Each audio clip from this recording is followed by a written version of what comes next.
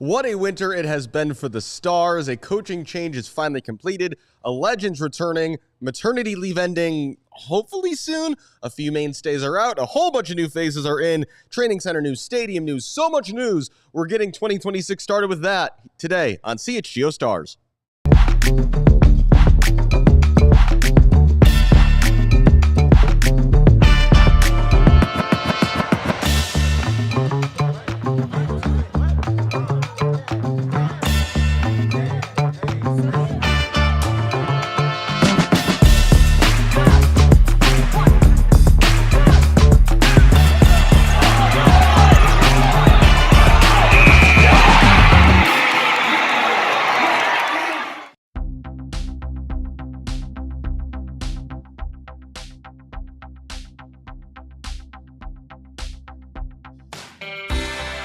Hello. The soccer is almost back, which means it is time for the podcast to be back. Welcome in to CHGO Stars. I'm Alex Campbell, and today I'm going to be going through what has been a very, very busy winter of activity in Chicago Stars world.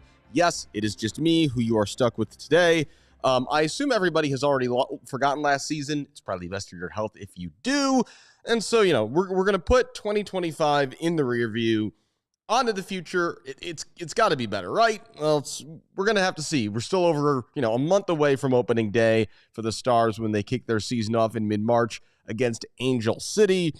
And so, let's set the stage here and let's dive right into it. New head coach Martin Sjogren is now fully in charge of the team after finishing last season in Sweden. His Hammarby team ended up finishing in second place in the Swedish league, 4 points off the title. They qualify for the Champions League.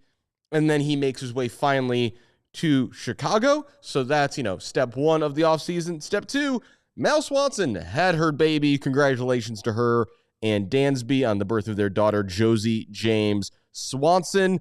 Not clear when Mal's going to be back to 100% fitness. She posted a picture yesterday on Instagram of her running on a treadmill. She's not with the team for preseason right now, so no clear timetable for when Mal is going to be back, and it sounds like the Stars certainly aren't putting any pressure on her for any particular timetable. So something to watch for as we get closer to the start of the season. When does Mal Swanson return to any sort of training? And then once that happens, we can start, gaming things out, how it's going into the season as it gets going. Alyssa Naeher is staying. That was a big piece of news this offseason. I kind of thought she was gone. I kind of assumed she was going to go home-ish to expansion side Boston Legacy and finish her career in New England. She is a native of Connecticut, still got a lot of family out there. Boston Legacy appeared to be a little bit of a mess, and they went a different direction, and so Naeher signs a 1-year contract extension to stay in Chicago for 2026. This will be her 11th season in Chicago, just a mainstay at this point. They have added to the goalkeeping room. We'll get to that in a moment. Excuse me. But again, Naeher back, still around, so don't have to worry about saying goodbye to her quite yet. A few changes to the coaching staff and the front office as well. Babette Peter, who's been the assistant general manager the last couple of years, she has moved to Eintracht Frankfurt in Germany to be their sporting director. Her wife and former Red Stars assistant coach and, of course, pretty successful interim coach last year, Ella Mazur. She hasn't taken a new job yet, but on checking things today, she actually posted this morning that she is expecting their third child. So congratulations to Ella and Babette. And I think, we don't have to worry about what Ella is keeping herself busy with because 2 kids and a third on the way. She's going to be plenty busy. So all the best to them and their family on this next chapter of their careers and their lives in Germany. Off the field news also, the Stars do need to find a long-term home, and they are trying, it appears, to stay in Evanston for the long term. They, of course, are playing their home games this coming season at Martin Stadium, the soccer home of Northwestern men's and women's soccer that has also been the home of Northwestern football while Ryan Field has been being rebuilt. It was actually announced today that Ryan Field has an opening date, October 2nd, Northwestern against Penn State in football. The Wildcat football team is going to play 2 home games this fall is the plan at Martin Stadium. Construction is expected to finish on Ryan Field in September, and then at the start of October, they will open the new Ryan Field. The Stars would like to follow them. They have submitted a permit application to play their 2027 and beyond home games at the new Ryan Field, which, to be fair, does look like a soccer stadium and is kind of sized like a soccer stadium at between 30 and 35,000. So, the aesthetic fits, but of course, the big sticking point here is that to get this project approved in the first place, one of the things Northwestern had to promise Evanston City Council is that there would be no pro sports at this stadium. So that obviously is a bit of an obstacle they would have to change. The Stars actually have a petition out that they are asking fans to sign in support of the idea of them playing their games there.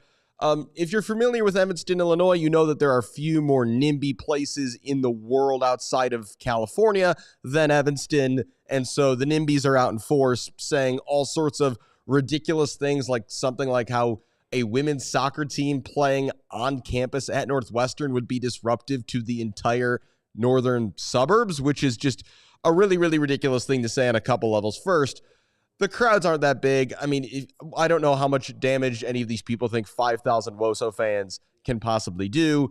And also, it's really funny that a town that is really just kind of known as like a leading progressive place in terms of like progressive ideas and policy is weirdly afraid of a supporters group with a bunch of, genderqueer and lesbian people. So doesn't make a whole lot of sense. Long term, I want this to happen. I mean, the thing I would have preferred to happen would have been for the Stars to just move in with the fire, a thing they could be doing that they are not doing for reasons we do not have time to get into today. So the next best thing I think would be for their, at least home for now to be at Northwestern. This is going to play out all 2026. I don't expect this to be resolved anytime soon. What they are working on, though, is much like the fire, the Stars are trying to get out of Bridgeview entirely as quickly as they possibly can. They are building a new training center. It's all the way up in Bannockburn in the north suburbs, which is not close, but at the same time, if their goal is to be in Evanston long-term, it's actually not that inconvenient. And again, most importantly, it's going to be the Stars owning their own facility, having their own space, being able to tailor it to the needs of a professional women's soccer team. And again, everybody get the hell out of Bridgeview. Nobody's playing any more games there except, maybe the Fire have to play a few there later this year when the Bears schedule doesn't cooperate. Fire, of course, though, in 2028 will be moving into their new digs. So again, the Stars are fully on the train of everybody out of Bridgeview. Enough of that. And no one is going to miss training out there near the airport. And so that is for the best. Okay, I think that basically covers the headline off-field stuff. Let's get to the stuff that matters on the field. That is the players, and we'll start with all the players who are no longer here this season. Ordered here by how many games they played for the Stars. Allie Schlegel, shout out to our friend Joe Chatz at On Tap Sports, who is on top of all things Chicago soccer. He has written about this and stated it pretty plainly. I hate this, that Allie Schlegel is gone. This was a free agency departure. She was kind of the face of the team last year in a lot of ways in Mallory Swanson's absence. She was the person out there in public talking about, the desire for investment in women's sports in Chicago and all these other things. And she was such a good sport in a year where the team was just really, really bad. Great vibes, positive energy, good person, and just not picked up on her contract. I don't get this at all, even if you didn't think she was going to be somebody who was playing starter level minutes this coming year, especially when you're a new coach coming in. You want continuity and you want people like Allie Schlegel in the locker room who you can lean on. Again, hate this move. Don't understand it at all. On to the next. Carrier Caro kind of disappeared midway through last season. Was kind of quiet after she got engaged. Believe she was expecting a child. Haven't really heard anything from her in quite a while. So she's in free agent right now. Logged a lot of minutes over the last few years for the Stars. And if her soccer career is to continue, best of luck to her wherever that's at. Ava Cook and Shea Groom have both joined Carolina Ascent of the USL Super League.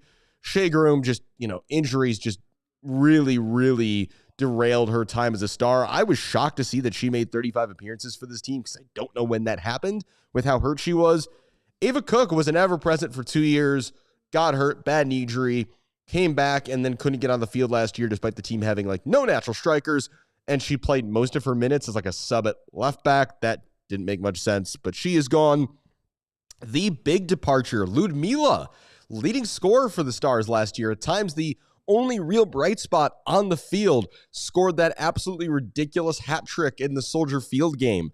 She is off to San Diego, who have paid $800,000 plus a potential $200,000 more in add-ons to sign her from the Stars. Ludmila, great player, but was making a ton of money. Getting $1 million from her in intra-league transfer funds, that is a great deal by the Stars. Love this move. And again, that's not any reflection on Ludmila. She's a great player. But for the bang for your buck, this is a really, really good move, I think, for the Stars. Gets her wages off the books, allows you to do a lot of other things with that money. I think there's also a real open question. Can you build a functional team that has both Ludmila and Mallory Swanson in it? We saw attempts at that at the end of the 2024 season. Didn't go great. So I would not be surprised if Martin Sjogren and his staff looked at this situation and said, hey, if we can get money here for Ludmila, we should do that. And thank you, San Diego, I guess. $800,000 plus $200,000, potentially more coming in there. Rounding out the departures, Cameron Bogalski, free agent. She is signed with expansion side Denver Summit. And Hannah Anderson was traded to the Orlando Pride. I really feel for Hannah Anderson. She's a player who was so good as a rookie in 2024, barely played last season, and now has a real chance in Orlando because Orlando recently traded U.S. Women's National Team defender Emily Sams to Angel City. So there's a spot there on the back line to be earned if you are Hannah Anderson, and I think everybody around Chicago soccer and around the Stars would agree that they would not be surprised if, a couple months into the season, you see Hannah Anderson having earned her spot as a starter at the Orlando Pride. All the best to her as well. Okay, let's get to the happy part of this equation, the arrivals, because the Stars have been active, including literally this morning making a signing, although the reasons for that aren't super happy, and we will have to talk about that in a minute. But again, let's start at the top of the list here. Michelle Alozie, the ever-present Nigerian international, had spent her entire NWSL career with the Houston Dash. Somehow, she only cost $40,000 in allocation money. Try to wrap your head around Ludmila for $800K and Alozie for only $40. Again, just smile, nod. This is monopoly money, and it doesn't have to make sense. But that's I love this pickup for the Stars. Alozie is going to go right in as a starter at right back. Really good, solid NWSL starting level player. Two-way player, good defender, can contribute on the attacking end.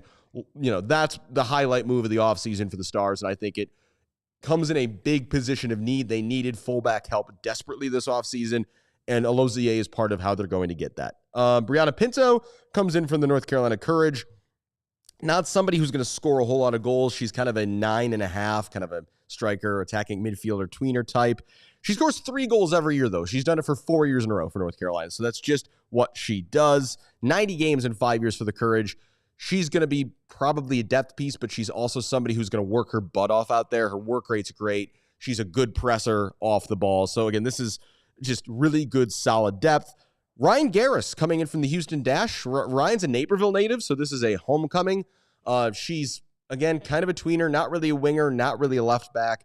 Played basically exclusively as a left wing back and a pretty attacking one in Houston's system last year. So, she's a player who I'm interested to see what role she plays for the Stars this season. Are we going to see her, competing with Taylor Mallam for left back minutes? Are we going to see her as a defensive option who gets minutes on the front end of the year when maybe Mallory Swanson isn't back yet? I'm interested to see what role she has. I think she's a really intriguing piece. Katie Lund is in to solidify the goalkeeping room a bit. She was racing Louisville's starter when they became an expansion team back in 2020. She did lose, though, that spot to young goalkeeper Jordan Bloomer last year, so she was primed for a move. She is going to likely be the number 2 goalkeeper this season to start the year out. And then we get to today's signing, and that's Aaliyah Farmer. We're going to talk about Natalia Quika's injury in a minute because that's what precipitates this. Farmer is a USC grad. Don't want to make that mistake.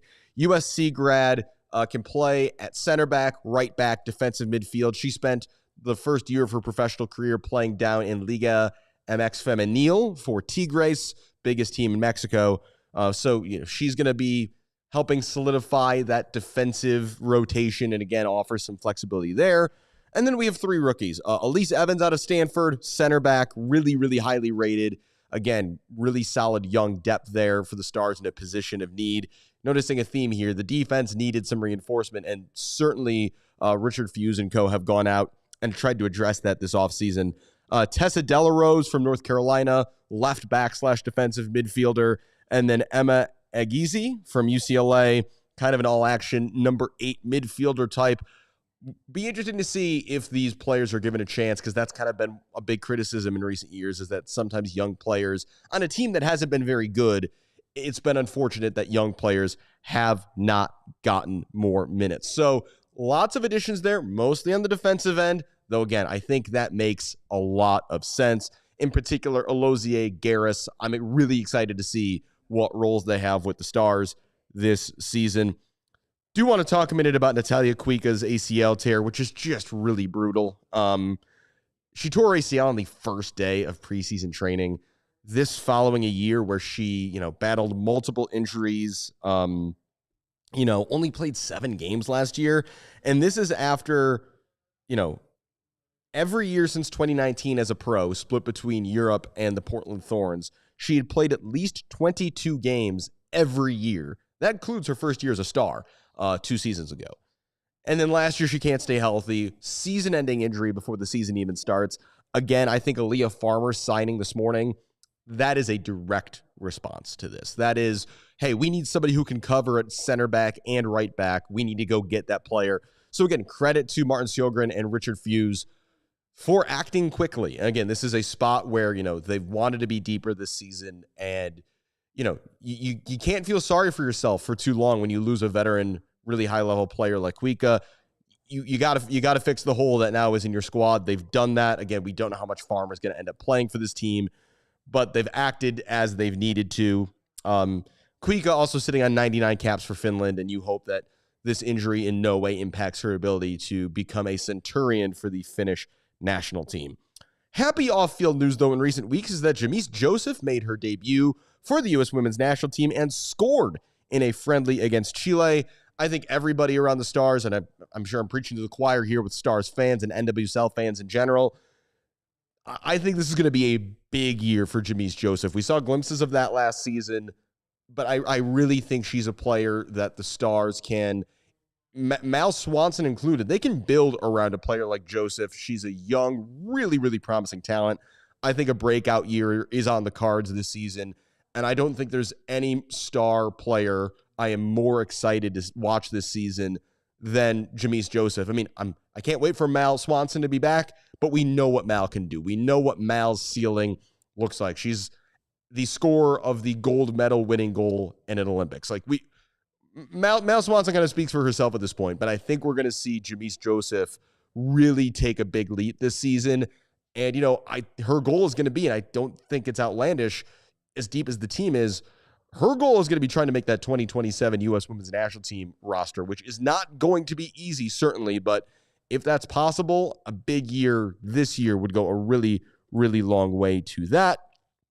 Preseason is underway for the Stars. They departed a couple days ago for Madrid. They are doing a preseason training camp in Spain. This is the first time the team has ever done something like this. And again, this is probably the effect of having a European manager. And so this is a thing that European teams will do. It's like, hey, it is really freaking cold where we're from right now, so we're going to go somewhere warm and get our preseason going so we can take advantage of better climates elsewhere. So I hope the Stars are enjoying their time in Spain. Again, the first game of the year is on March 15th. That is at Angel City, speaking of places that are warmer than this.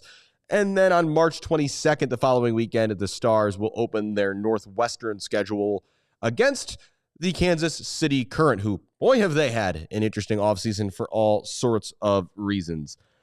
We do still have a few minutes left here, so I suppose I should touch on what has been the big NWSL story of the offseason, and that has been the rigmarole surrounding Trinity Rodman and the will she, won't she stay in the NWSL. She is staying with the Washington Spirit, though it is not clear to anybody how that's being done in any way that is compliant with the current collective bargaining agreement, as the league has implemented this high impact player rule that allows you to spend over the cap.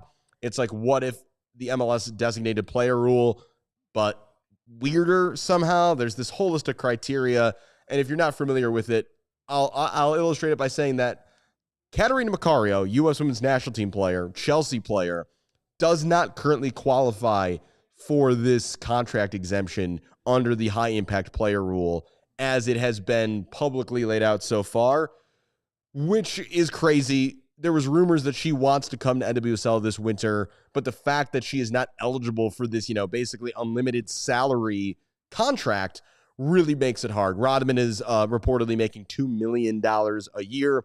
For what it's worth, that is 4xing Mal Swanson's salary, which at the time Mal signed her current contract was a new record for the league. So Rodman is staying. What this means for the future of the NWSL is going to be really, really interesting. There's probably a big labor fight on the horizon here, combined with when the next TV deal comes up. It's good for the league that Trinity Rodman is staying. No doubt about that. She certainly could have gone to Europe, made a lot of money, played at a very high level over there. But it's really this kind of crossroads moment for the NWSL of, is the priority parity? Is the priority, chugging along and the bottom line? How important is being the best league in the world? Because I would argue they still are, but if you want to keep that distinction, you're going to have to spend like it, and the pressure is going to only increase as Europe continues to take women's soccer more and more seriously. Beyond everything else, though, I think this is kind of a statement to the rest of the NWSL. Hey, Washington is now paying somebody over the cap because of this new rule. Everybody else, before the season starts, should be going out and trying to identify a player that they can sign under the high impact player rule for their team. Not just for the sake of it, but go find an elite level player in Europe, U.S. Women's National Team or otherwise, who is on this list of players who are eligible, and try to bring them in, because this is going to be a situation where you can pay as much, if not more, than anybody over in Europe is paying or is willing to pay. So it's going to, for all the other parts of this, is this allowed under the CBA? How are they pulling this off? Is it going to cause a work stoppage in the future? All of those very valid concerns. In the short term, I'm going to be really disappointed if we don't see other NWSL teams splash some serious cash between now and opening day in mid-March, because the door is open for everybody else to spend this kind of money.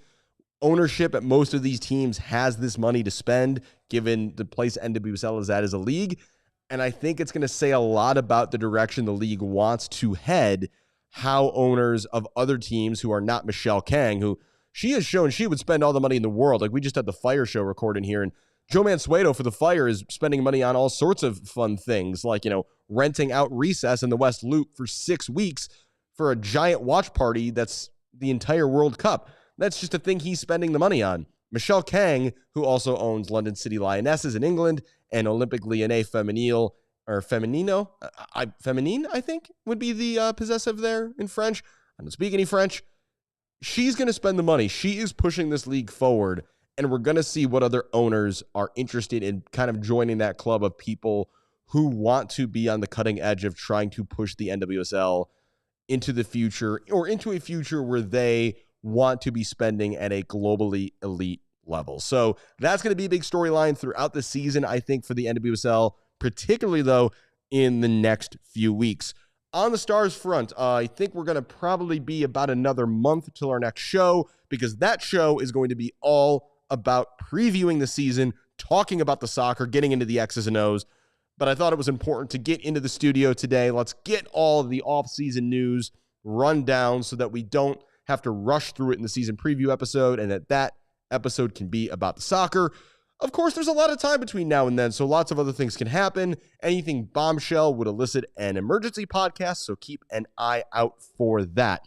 For now, though, if you've been watching on YouTube, thank you so much for hanging out with us today and joining us. Thank you to everybody who is listening wherever you get your podcasts. Really excited to be back here for another season of soccer at CHGO. Thank you to Sarah behind the scenes making this thing go. Couldn't do it without our awesome production staff here. I'm Alex Campbell. Thanks so much for joining me today. I'll see you next time on CHGO Stars. We all silly like the mayor.